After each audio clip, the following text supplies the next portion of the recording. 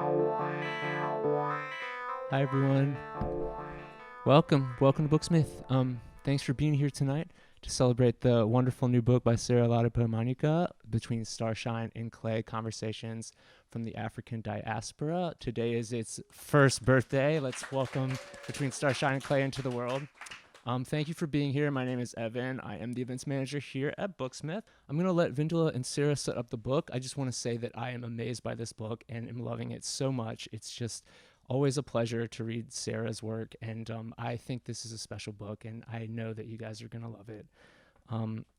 To lead the conversation is Vendela Vida. She's the award-winning author of 6 novels, including We Run the Tides, which we have here tonight, and Let the Northern Lights Erase Your Name. She's a founding co-editor of The Believer magazine and lives right here in the Bay Area. She is a local treasure, and we're thrilled to have you here, Vendela. Thank you. Of course. And Sarah Ladipo Manyika is a British Nigerian-American writer of novels, short stories, and essays, translated into several languages. She's author of the best-selling novel Independence and multiple shortlisted novel Like a Mule Bringing Ice Cream to the Sun, and has had work published in publications including Granta, The Guardian, The Washington Post, and Transfuge, among others. Sarah serves as board chair for the Women's Writing Residency Hedgebrook. She was previously board director for the Museum of the African Diaspora in San Francisco, and has been a judge for the Goldsmiths Prize, the California Book Awards, Aspen Words Literary Prize, and chair of judges for the Pan-African Etisalat Prize. She has incredible taste, and the world is taking advantage. Thank you, Sarah, for all that you do. I have had the pleasure of working with Sarah many times over the years, and it's really nice to share the room with you and to celebrate this wonderful book. Of course, if you all would help me in joining in warmly welcoming and congratulating Sarah Ladipo Manyika and Vendela Vida. Thank you. I just want to say, can we all just say congratulations to Sarah on the book's launch today and how exciting it is to be with her. It is today. And I am truly honored to be here. I've known Sarah now for a number of years. We met through Lisa Brown. We were just thinking back at a bookstore, so it seems appropriate we'd be in a bookstore again today. I've taught her books to my graduate writing students, and they've been so inspired and loved her work, and I love her work. And I especially I'm so impressed by this book. And I have to say it's a little intimidating, though, to talk to someone about, like, to be the person interviewing someone who's done 12 amazing interviews with people, right? That's really a tall order. So I'm going to start by asking a question. Both Toni Morrison and Margaret Busby, the legendary publisher, both say the same thing at the end of the conversation with you, which I thought was really interesting. You remark on that, how funny it is that these two women at the end of the conversation, they say what to you? If I'm remembering correctly, they say something along the lines of, I hope I've given you something in terms of a good interview. Right. I hope it's been like a worthwhile conversation. Yeah. And so then I was thinking, I'll say the same thing to you. Yeah, no, will you? Yeah. Well, okay. No, I was like, oh gosh. So what in your mind now? So this book has 12 profiles of people you've interviewed and followed, and it's bookended by 2 beautiful essays. And I'm going to have you talk about the essays in a minute too. But to you, what did you learn in writing this book about what makes a worthwhile conversation? Well, I'm going to put that question on pause for just a minute about what makes a worthwhile conversation. Okay. To first of all, just thank everyone for coming. This feels like home and family. It's just so lovely to see all of your beautiful faces. So many of you are great writers and have been inspirations for me. I just want to start naming names. I'll maybe do that a little bit later. But I want to just quickly say a huge thank you to Evan Karp, who is truly a Bay Area treasure and has just created community around artists, whether it's musicians and literary writers and so forth. And this cap is a nod to him because some 15 years ago, I'd been in San Francisco for some years by that time, but I was in this city of great writers. I'd heard about people like Dave Eggers and Vendela Vida and, Armistead Maupin and so forth. And I got invited to do a reading, and the person that was kind of the magic behind the reading and recording it all was Evan Karp. So thank you.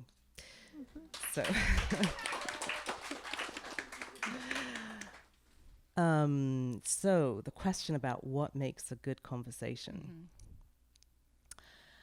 I think I think from my perspective, what makes a good conversation is when I feel that someone is comfortable, and I when I'm talking to someone, if I can bring out the best in them, bring out new, different things. But I think the comfort level is something that I think is important. I mean, I want to ask, of course, I want to ask the same question back to you, because you have also put together a book of conversations, and you talk to people and interview people. But what do you think? I think you're right. It's a comfort level too, of knowing that that you're not out to like get people by the interview. You're not going to try to misquote them. You're there to actually have a conversation at length. And I think that everyone in your book knows that about you, because of your previous work and your interview style, that you actually want to have a conversation and not just get sound bites and quotes. And so I think that's part of it. I also love that in many situations you got to interview people in the place they feel comfortable. For example, Toni Morrison, you interview her in her home, and you hear the sounds of cooking going on, and people coming in and out with flowers. And you get a chance. There's a very funny scene in the introduction where Sarah gets to go to the restroom and gets to take note of Toni Morrison's bathroom, which I think is really an inside look at Toni Morrison's world. And I was wondering if you could talk about what the bathroom.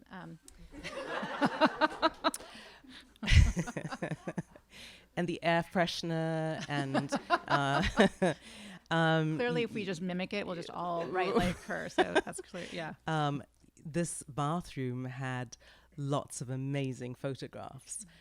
Photographs of her with another Nobel laureate who is in this book, Wole Soyinka, and other literature. Of course, I'm drawing a complete blank as to who else was in those photographs, but lots of other great literary people. There was also, just above the toilet was a framed, was it above the sink? No, I think it was above the toilet. Was a framed letter that had been written from one of the states banning one of her books.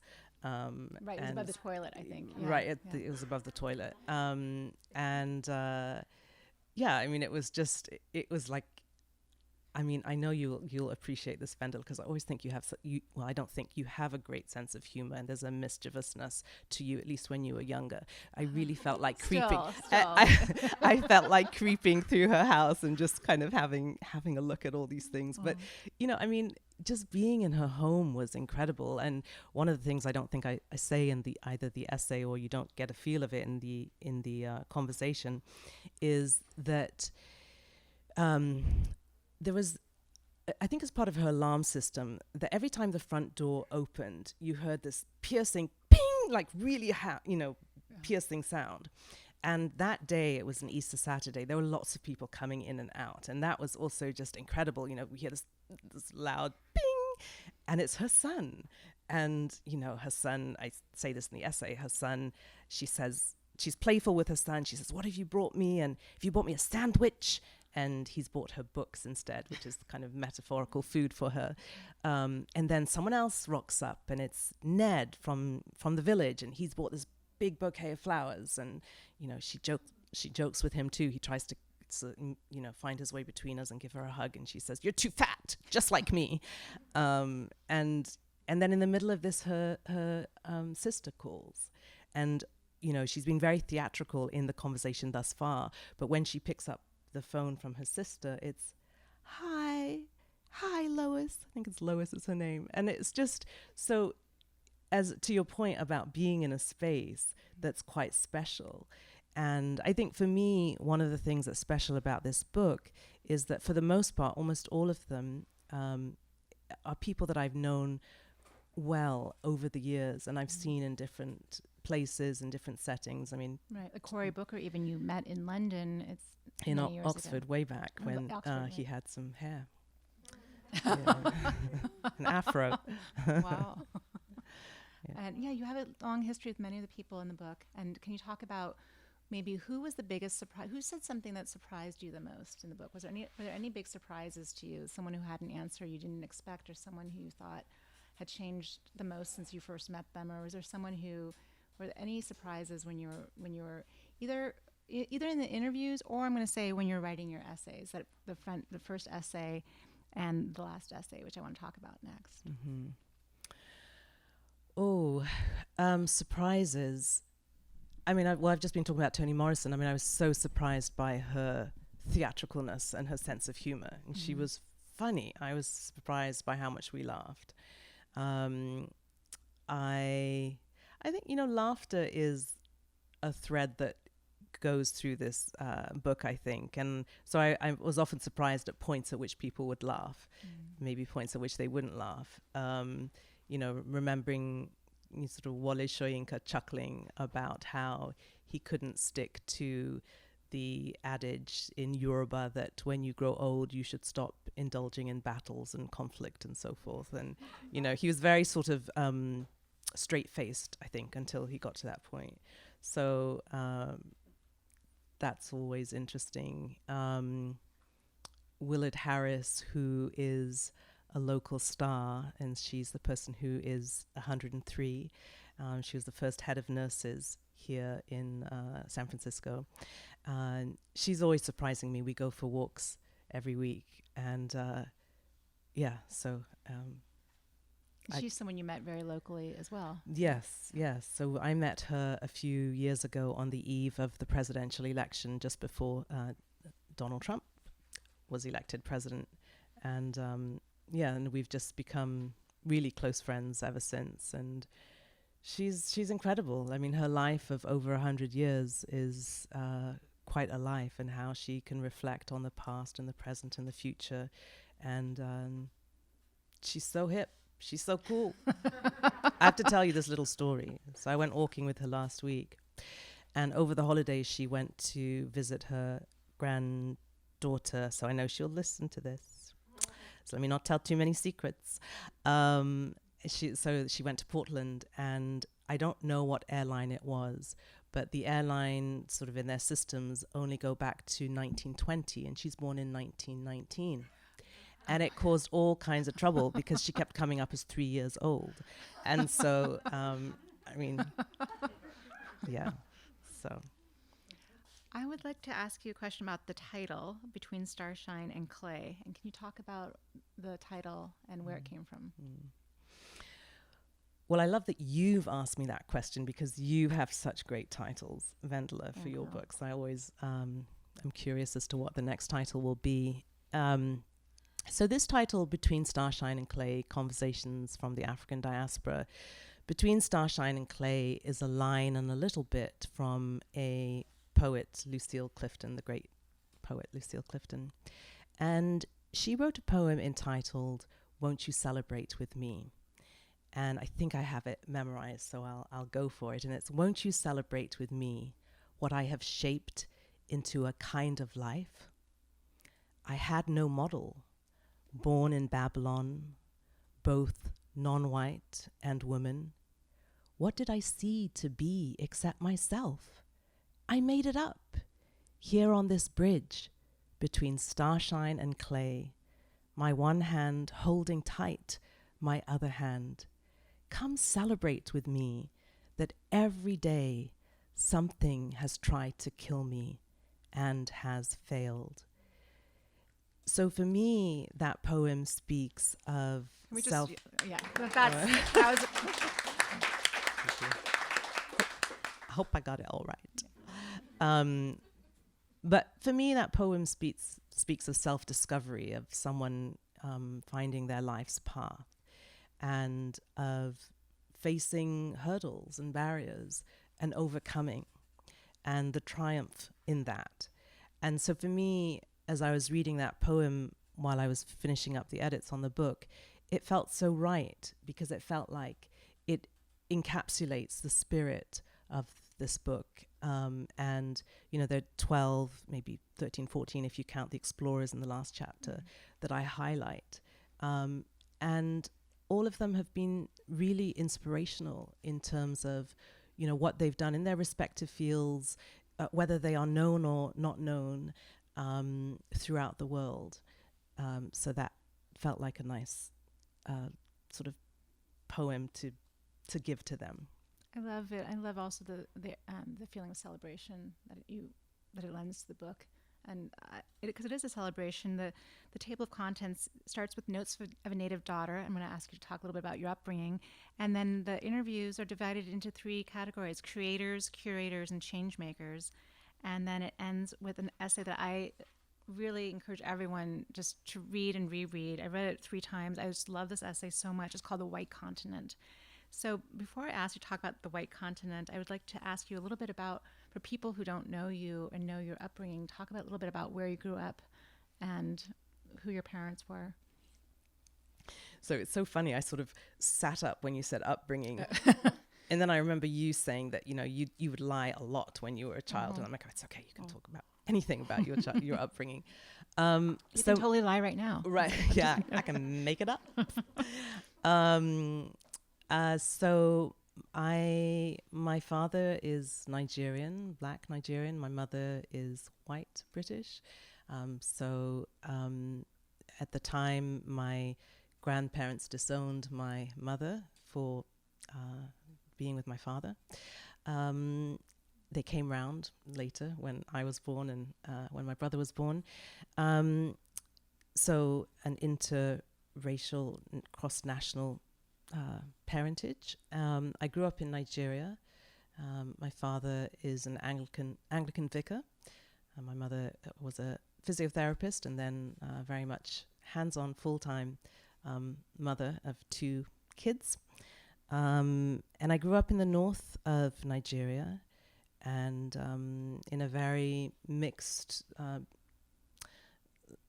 environment in terms of many different religious beliefs and different ethnicities, and a beautiful city in the north of Nigeria. I feel like, where do I go from here? There's more in the introductory chapter, but I think maybe in terms of trying to link my background to this book,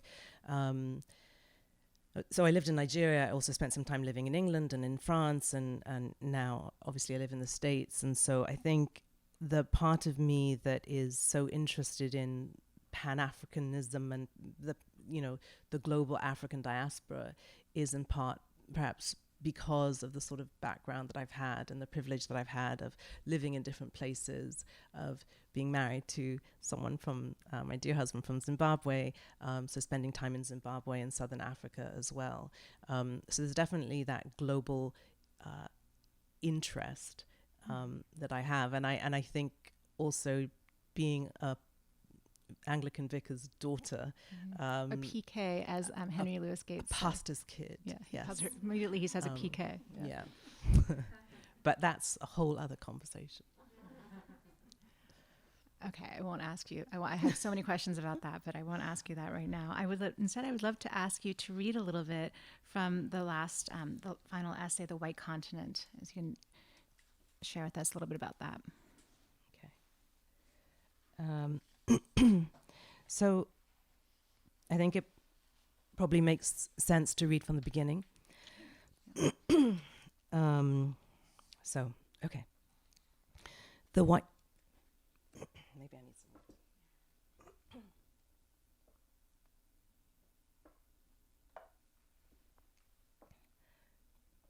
Okay. How did you do this, Catherine? Catherine is here with her lovely book, Chinese Groove. The White Continent, on meeting. Guess what? I just got invited to travel to the South Pole. Get out of here. Get out of here. You think I should go? Feels like such a crazy thing to do. You go, girl. How often black folks like us get a chance to do something like this? I wish I could go, but I might be too old, huh?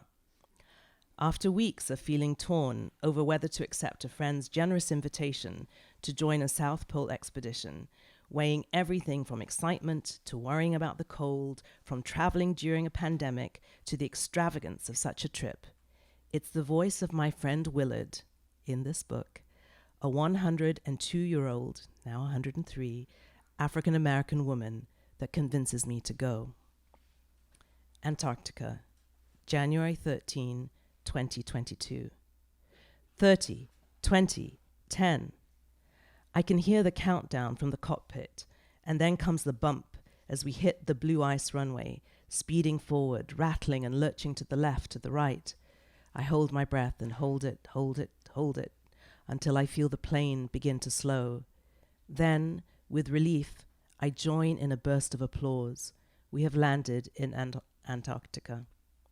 When it's my turn to disembark, I do so tentatively, weighed down by a heavy polar coat and boots. The little of me that isn't at least triple wrapped, namely my nose, feels the sharp prick of cold as I squint in the blinding light, taking in a blue ice rink that stretches as far as my eyes can see. We have landed on a long strip of glacial ice blown free of snow. Next to it are 2 storage containers, several large drums of jet fuel roped together, and 2 snow vehicles which add a bright pop of orange and blue to the pale blue ice and white snow. Even with sunglasses, everything here is bright, too bright, the sun, the ice, the snow. I glance back down at my massive black boots and the slick ice and brace myself. The air is filled with ice crystals, within which my breath turns to white puffs. With each step, my clothes make shuffling noises, half astronaut, half matryoshka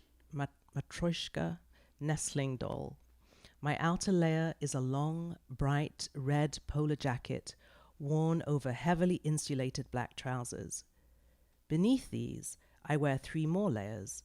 We have stepped outside for just a few minutes, so the additional recommended layers, another fleece top, a windproof jacket plus neck gaiter, balaclava, and extra heavyweight woolen socks remain in my duffel bag for when we get to camp further inland. But now, despite my layers, my legs have started to shiver and won't stop. It feels like malaria, but this is no illness, just cold, damn cold. So cold that here, some 80 miles into Antarctica's interior, there are no birds, insects, or vegetation. With the exception of the 3 humans here to meet us, there is no life. The snowcat, which will take us 22 miles further inland, looks like a small school bus with 4 giant triangular tracks for wheels. I climb in through the back stairs, glancing at our luggage, which is stacked up amidst fine trails of snow and ice. There are 15 of us, including my husband, expedition guides, and a glaciologist. Outside, the snow-covered peaks look like meringues, and on the white snow, our vehicle's shadow is the same royal blue as the sky. As we set off, our expedition guide explains how the route has been mapped out ahead of time with ground-penetrating sonar to detect the cracks in the ice. These crevasses, which run as deep as 60 meters and as wide as 9 meters, are invisible to the naked eye when lightly filled with snowdrift. As such, whenever we stop, we're advised not to wander beyond the demarcated route.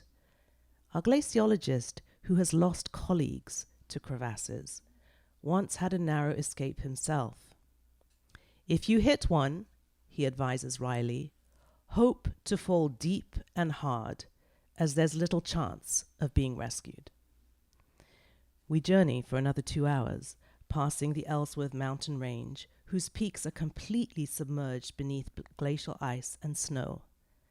Occasionally, bare granite peaks, called nunatucks, protrude from the ice like a monument from another era. The absence of life makes it feel both extraterrestrial and prehistoric. It's hard to even imagine what this place would be like without the thick blanket of ice. Yet 90 million years ago, dinosaurs roamed the continent in temperate rainforests. I begin to think in geological time. Growing up, I didn't know that Antarctica was the world's largest polar desert and the size of India and China combined.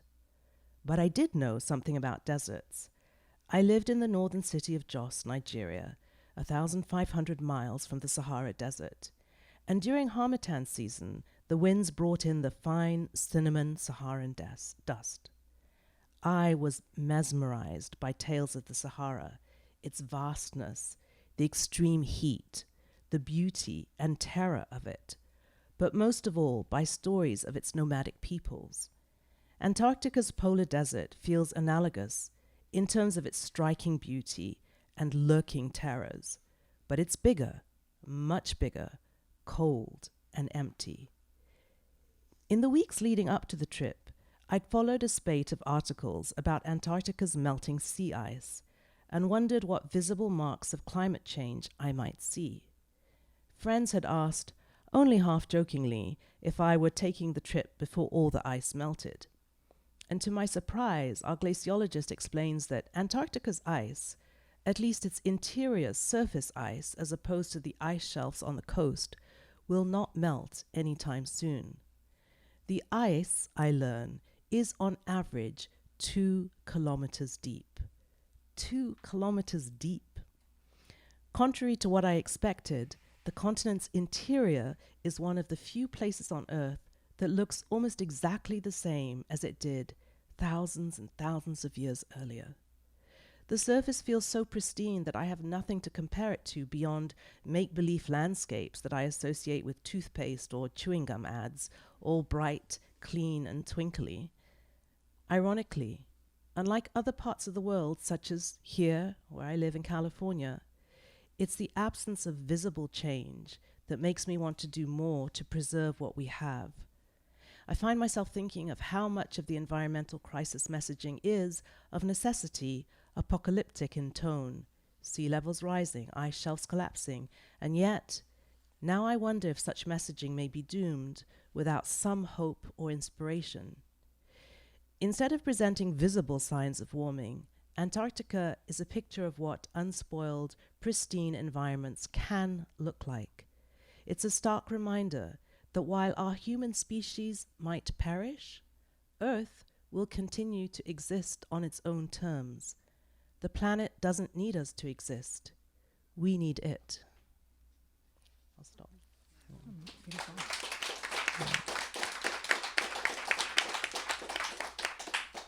I could listen to you all day. Are you going to do an audio book for this? When I could play it all the time in my car. It's on the cards. It's kind of a tricky one though, because it's I would read the essays, and then luckily the conversations, all of them are recorded, but many of them were done on Zoom, so the audio is a bit sometimes it goes in and out, but we will see. Yeah. But I just reading this actually led me. Sorry to interrupt you, Vendela, but in this essay I talk about 2 explorers that I meet. One of them, Preet Chandi. So Preet Chandi was the first woman of color to walk unassisted solo to the South Pole, and I met her a few days after she'd accomplished this amazing feat. And she's a physiotherapist in the British Army, and she decided that this year she wanted to attempt something that no human has ever done, which is to cross the whole continent, Antarctica, solo, unassisted, via skis. And she's just ended her trip, and on January the 26th, and she didn't make it. She fell 100 miles short. And I was reading her blog on the last day, and I'm just going to read what she wrote so I don't misquote her. She says, "Antarctica is not a place you conquer. It is a place you treat with respect and hope it will allow you safe passage." And I thought, it's a very profound and thing to say, but it also says something to me just about the way that we treat the earth. So, yeah. Like I said, I read this essay many times, and I have stars all over it, and markings of circles and lines of underlined. There are 2 things I'd like to highlight here. You write, "I can't get over the fact that in every direction I look, the direction is north." And I was thinking about that, and I've been trying to get over that, like how bizarre that must feel, that how disorienting it feels. I mean, talk a little bit about that, and maybe talk about oxygen too. Well, the first thing that I wanted to say is I'm not very good, someone will attest to this fact, with directions. So in some senses, it felt good that I knew every direction. So that was nice. In case anyone asked you. Yeah, it's like north and north and north. But it was also just an illustration of how kind of upended, and I write about this in the essay, all my senses were. So the sense of sound, there's no life there. So my ear just became attuned to the only sounds, which were people's footsteps in the snow. Maybe occasionally, I don't even want to say every few, after a few days, because it was 24-hour sunlight. So even the sense of what is a day, there was no day. It's just like a stretch of time. So when we had heard an airplane, that like engine metallic noise felt so loud and so out of place.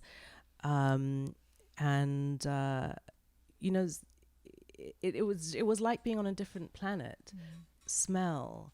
And so coming back to San Francisco, just staying on sound.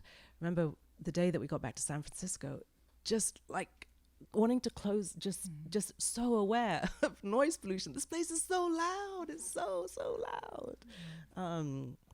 So it just had me rethinking a lot of things with, just physically every sense. And you've asked me to talk about oxygen. And so there's a section in this as well. Spoiler alert, but I'm still alive. I got hypoxia, and I just didn't have oxygen.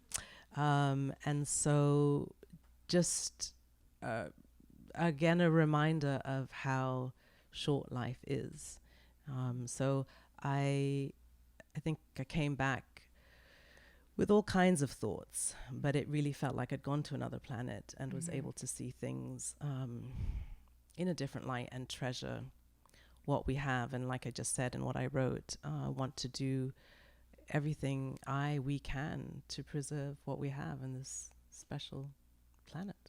I think that was so striking to me when you talk a bit about when you first start to realize that you're lacking oxygen, and that you describe it so, but of course you don't know what's going on at the time, and so the reader just really feels like they're with you. You're kind of wondering why you're so tired, and then we find out. But I found that really effective. I just was like, what's going on, really there. And I thought that was such a testament to what a great writer you are, that you could recall that and make it so visceral and something that the reader could experience with you.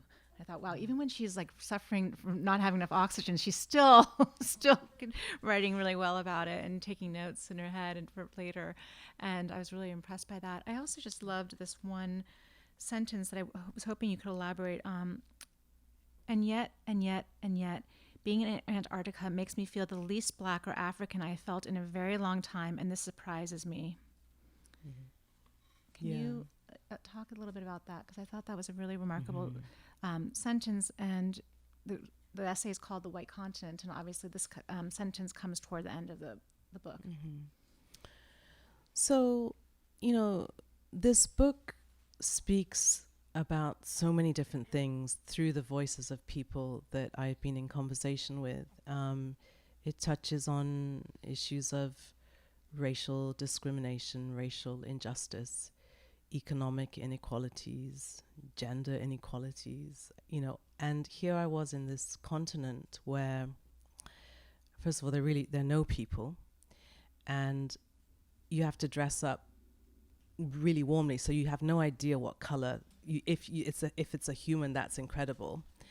This is a continent that has been governed under a treaty for the past 60 years with a sort of coalition of 12 nations, and no one owns any part of Antarctica. There are no military exercises. There's no mining. There's just scientific research.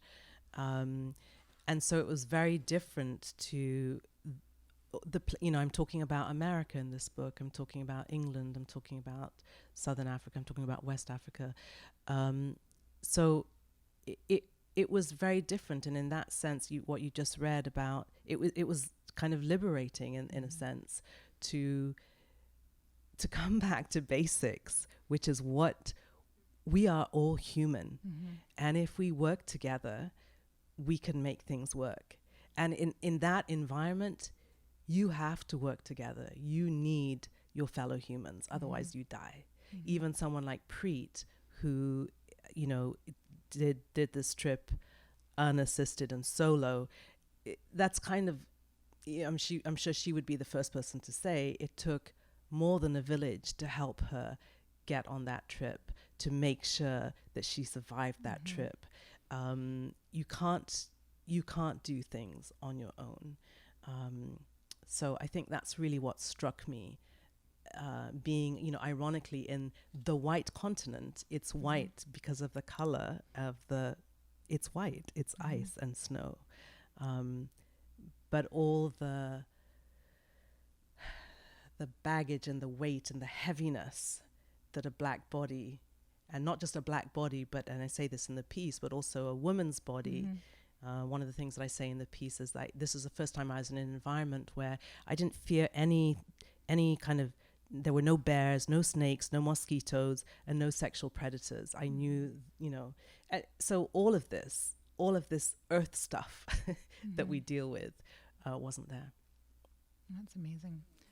Wow. I have lots of note cards of questions, but I'm going to just ask in the meantime before I get to some of these. I mean, I will never run out, but does anyone have a question for Sarah about her beautiful book or about what she just read or anything? I think Evan has that.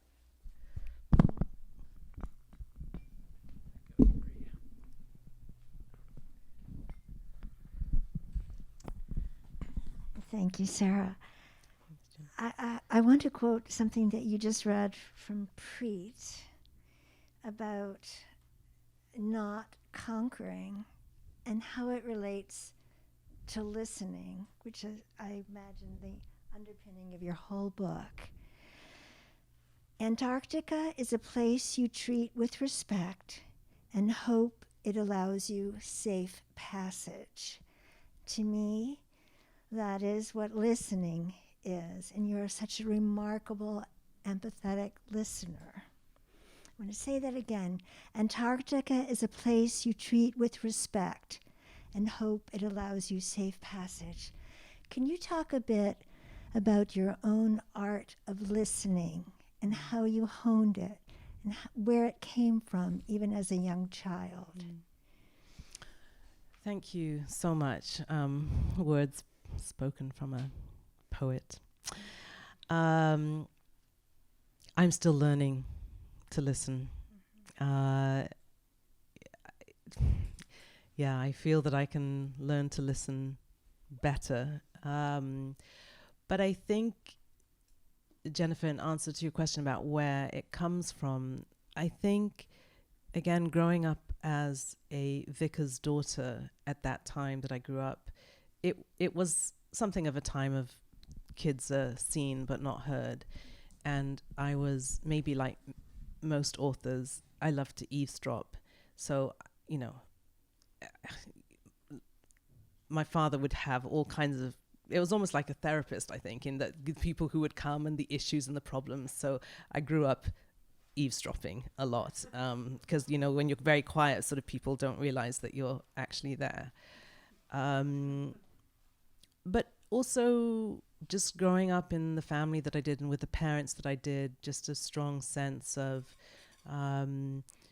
we're all equal.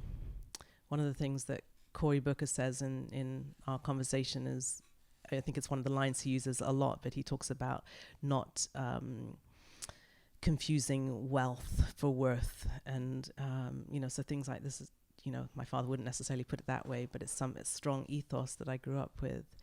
And just being very curious about people's lives. And it's a line that I use in this book, that wondering about other people's lives is what I do. And I think growing up in that environment, which was so culturally mixed and so religiously mixed and so ethnically mixed, made me fascinated by people's stories. And so the way that I learned was through listening. I'm also very short-sighted, so I think that's also something that I couldn't see very well. But my ear, I have a very good sense of hearing. But yeah, I think, I mean, I'm always almost embarrassed at how badly I feel I I don't listen closely enough. And I don't say that in a self-deprecating way. It is, even when I'm re-listening to some of my conversations, I think, Sarah, if you had only, I'll probably think this if this goes out in recording, and I'm like, Jennifer asked you something else, Sarah, and you're just on this long rambling, tangent. It's hard to listen. It's hard to listen. Yeah. Well, thank you. So well, and thinking about Studs Terkel and like listening is an act of love, and how you really are an active listener as a friend and as a writer. I can say that, and I also am wondering, talking a little bit about your father and the fact that Henry Louis Gates, says PK, pastor's kid. I'm wondering, did your father write a lot? Did you see him writing all the time? Oh, so he was always writing, working on his sermons. Yeah. And he's written a book during COVID as well. So amazing. just Yemi Ladipo. You guys can go on a book Time tour Enough too. for Life. Time The Enough for advertise, Life. because my father's he's my publicity director, and he's probably bought more of my books, my sales of books, probably thanks to Dad. So yes, so I did. So see, I went on a tangent about my father. Wasn't listening properly. But yes, and my mum, she's always been very interested in history, and she's managed to trace her family's history back to the Black Death, which is unheard of for a non-noble, very ordinary family. So wherever we would live in the different vicarages, my mother would write the histories of those places. Wow. So, yeah. Cool. And is there a question? So you always come up with such great questions for the people in this book and in life. And I'm wondering, is there a question that you wish you were asked more often, or, for example, right now by me? I think you just asked great questions. I can't think of anything. Is there anything you want them to ask? Yes, exactly. Let's. Yeah, great.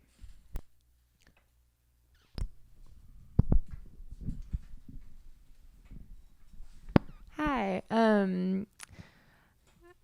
I'm curious if there are some responses from your interviews that kind of just replay in your head, and maybe you take it as advice or it just kind of has stayed with you. So much. I think, well, one of the things that they all say in different ways is that nothing came easy. And a lot of failure, they may not all use that word, but lots of just not succeeding, kind of try again.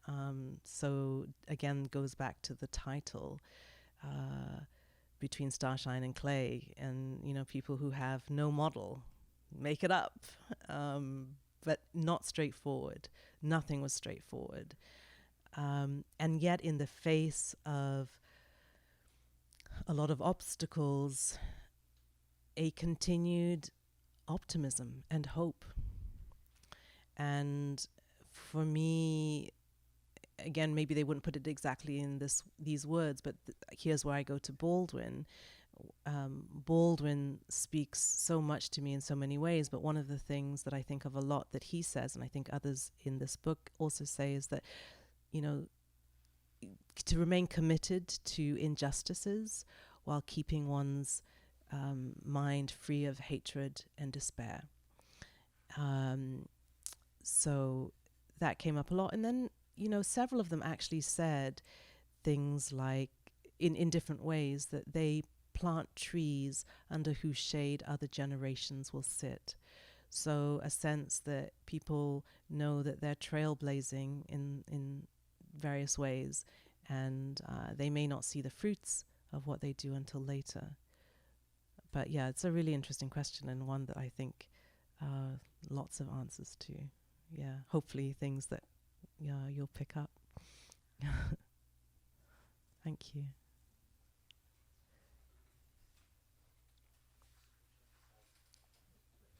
And then after Ashley, there's a lovely person in the back has had her hand up too. Great. Well, I just have a quick comment and a question. I think your book is so fascinating for me because people usually downplay the importance of conversation. It's like talk is cheap. You don't talk, you just talk, don't do anything. Or like talking seems to be the biggest waste of time for any change maker.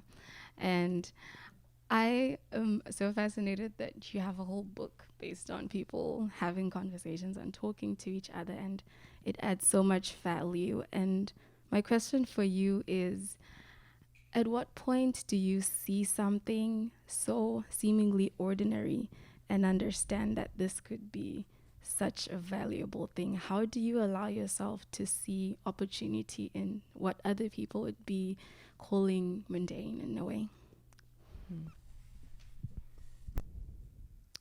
I'm just kind of mulling on what you've said. It's kind of interesting. I almost want you to unpack what you've said even more. I think maybe we live in a climate where talk is cheap and people are distrustful of what people say. I remember kind of asking Cory Booker something to that effect of, you know, in this climate where you don't know what is truth, what is not. But I think the other thing that I would say is I often don't realize the importance of what has been said until I go back and re-listen or read again. I remember when we were, there were two of us, Mario Kaiser and I, who were in conversation interviewing Toni Morrison. And at that point, you know, we were talking to her for a particular article that was going to be published initially in a German magazine, and it was all we were thinking about her newest book. And I felt while we were talking to her, but even afterwards sometime, that there was a tendency to kind of want her to kind of stay on point and talk about this new book, and not being able to kind of sit back. I mean, luckily we did kind of let her talk, and she was generous enough to give us so much time, you know, like the whole afternoon. So we got so much. But it was only later as I was listening that I thought, wow, and things really strike one after the fact. I think we also just live in kind of a soundbite age. And I always get nervous, actually, as a writer, not necessarily in this setting, but when I'm talking, because I ramble and I don't have those like tweetable things. It's like, you know, that's just not the way that I talk. But that's kind of the communication. It's like, if it's not like a sweet whatever it is, I mean, I'm not on Twitter, so I don't know how long it has to be. But, you know, then it's like, it's not worth it. Like, everyone's waiting for that little kind of thing. But that's not life. Life isn't lived like that. So I don't know if that's answered your question, but it's something that I want to dwell on a bit more. Thank you.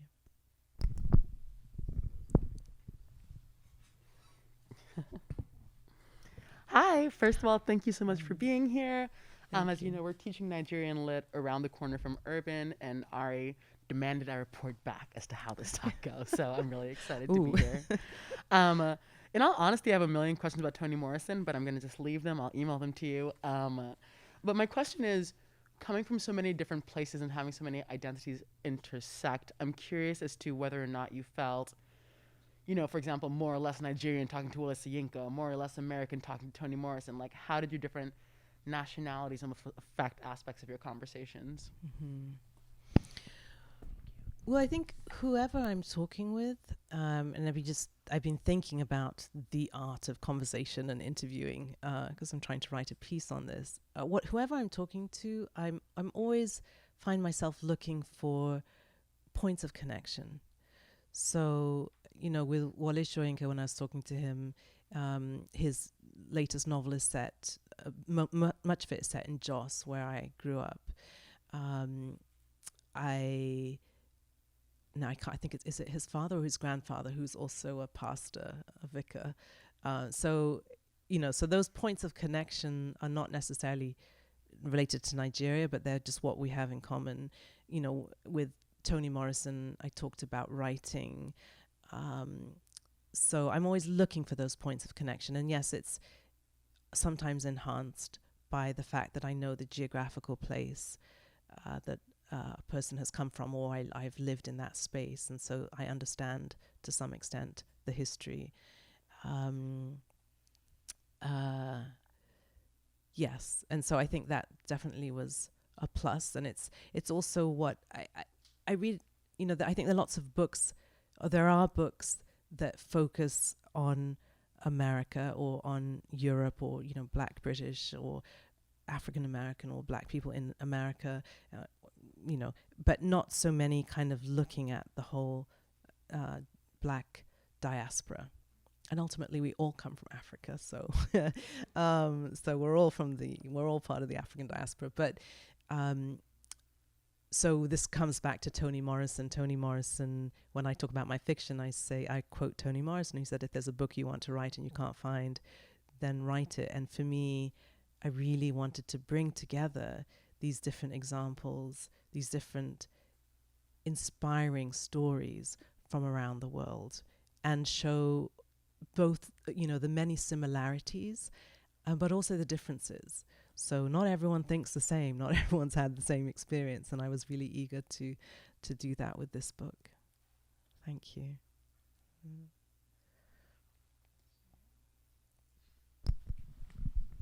That was kind of a perfect segue into what I was going to ask you, which is really about from your first concept of this book through the process to the execution and the final result. How did it change, and what surprised you the most? So, and I say a little bit of this in the introductory chapter, it was really hard trying to kind of narrow it down to who I would focus on. But the people that I chose ultimately were people that I had been thinking about a lot over the last few years, and have had, for most of them anyway, multiple contacts with them.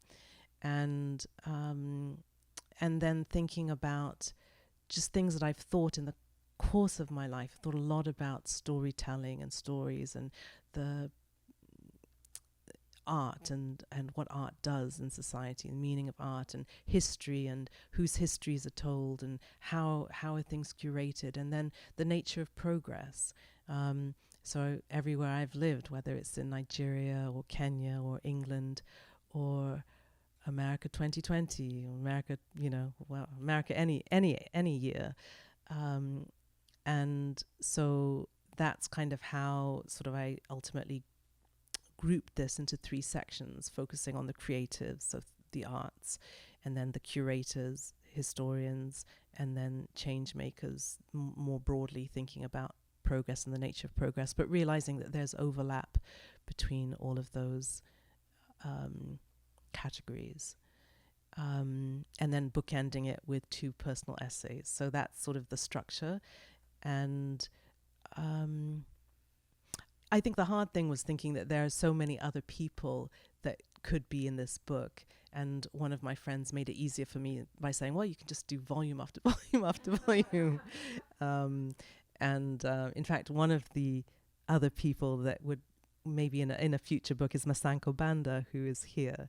And Masankho Banda is from Malawi, and he's a storyteller, and he's a performance artist. And about 2 decades ago now, I think, he was given the Unsung Hero of Compassion Award from the Dalai Lama. And he goes to different parts of the world that are experiencing pain, and does these kind of immersive, I will do it not justice, but goes to places that are pain and brings his storytelling and his performance art to these places, whether this is Croatia, Sierra Leone, or the Bay Area. And so it just so happens that he's in the Bay Area today, and so we're going to hear he's going to say a little something. But so someone like Masankho again would be a great chapter in this book. And one of the reasons why my introductory chapter was so important was I wanted to make sure that I highlighted so many other names. Again, it's just a fraction. And so I get excited when readers say, oh, I'm going to go and read about so-and-so and so-and-so. And there's so many more people that could be in this book.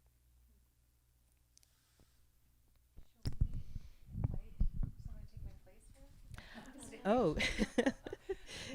maybe he takes Masankho. I calling your name. Yeah. Yeah.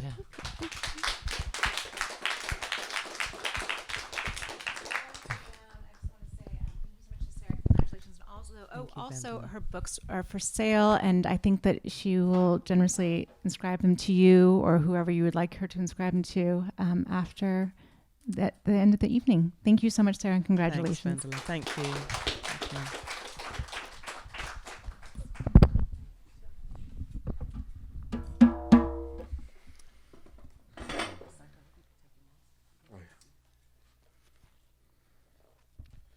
We've all tested negative.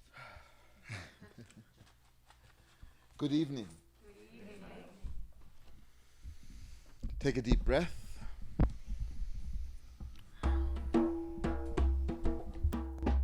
The drum from the mountains of the Congo, plains of Malawi, the coast of South Africa and Namibia, the deserts of Morocco and Egypt, the drum beats. As I have begun the journey into this book, so many things came to me. And when I talked to Sarah about being here tonight, oh, there's my voice. I thought, what can we do with this evening? Gratitude begets gratitude. So I'm going to ask you to sing this song with me. It goes like this. Zikomo, Zikomo, Zikomo, Zikomo kwambiri, Zikomo, Zikomo, Zikomo, Zikomo kwambiri. For what are we saying thank you? Sarah has taken us on a journey from the corridors of power of the White House, where she chronicles Michelle Obama in her magnificence, where mentee Toni Morrison, where Toni Morrison mentored her, now Sarah is mentoring others. We go through that journey. And then we go from the White House to Congress, where we meet Cory Booker, who is shaking the world and turning things upside down and saying America can be different. You find that story in Sarah's book. That's why we are saying Zikomo, Zikomo, Zikomo, Zikomo kwambiri. There are not many people who have stood up against Robert Mugabe and lived to tell the tale. Evan is one such person, and you get to read about him in this book, and you get to read about what happened in Zimbabwe, how he gave hope and continues to give hope.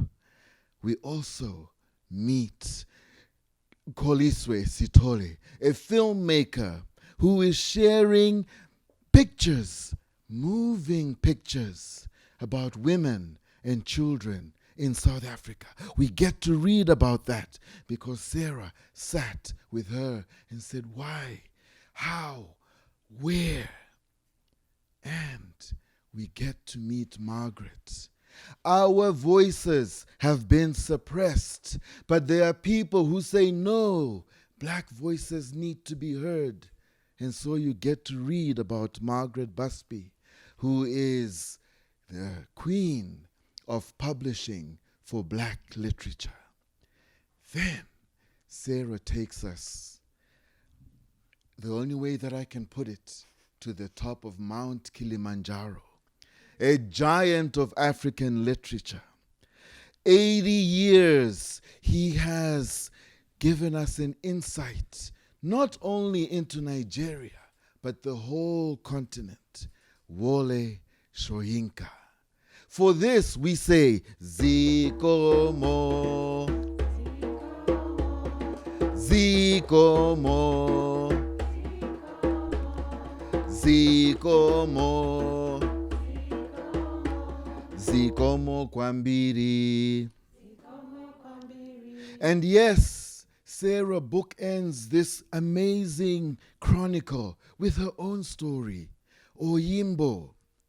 People in France and United States and Kenya, they wondered who she was. What color should I be? Do you want me to be light-skinned? Do you want me to be dark-skinned? I am who I am. I don't have any doubts. All of you have doubts as to who I am. That's your deal. I know who I am, and therefore I am going to write the stories that matter. You get to read about that.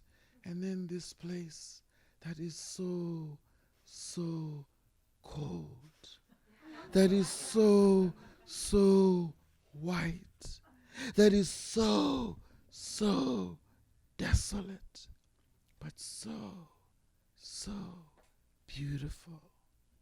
In this book, you get to go through that journey. And then her friend that she has told you about. We dream of reaching 100. And even if we do reach 100, are we going to be vibrant? Are we going to walk in Kaiser Park? Are we going to drive at 100? Her friend Willard, you read about her in this book. So from Washington to, she in one sentence can be a Hasidic Jew, in another sentence be a Texas cattle rancher, and in another sentence be a grieving mother, all in the span of 10 minutes. Anna Devere Smith, you get to read about her.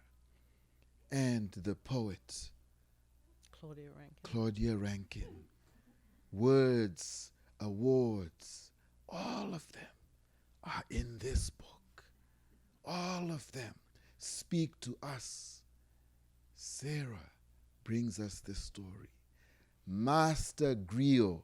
In our language, she would be Master Griot or Mistress Griot. Those gender pronouns. They, them. Interesting time that we are going through. But this book brings us timeless stories. And again, this time I'm going to have you stand up because we are going to do the dance of thank you.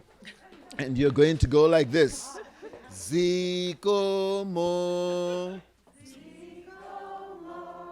Zikomo, Zikomo, Zikomo Kwambiri. Once again, Ziko, oh Sarah, Ziko, for the story, Zikomo, Zikomo Kwambiri. Zikomo, oh Sarah, Zikomo, the depth, Ziko, profundity, Zikomo Kwambiri.